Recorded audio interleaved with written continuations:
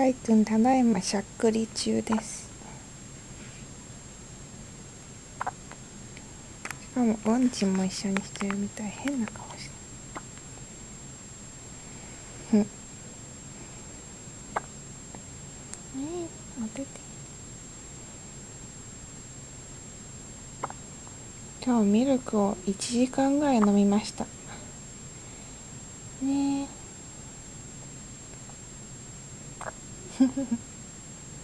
お腹の中でもヒクヒクしたよね。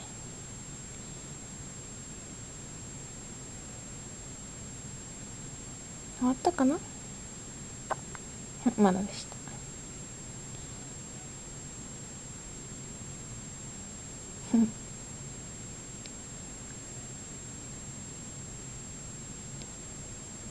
まだこの世に出てきてから一日も経ってないんだね、かいく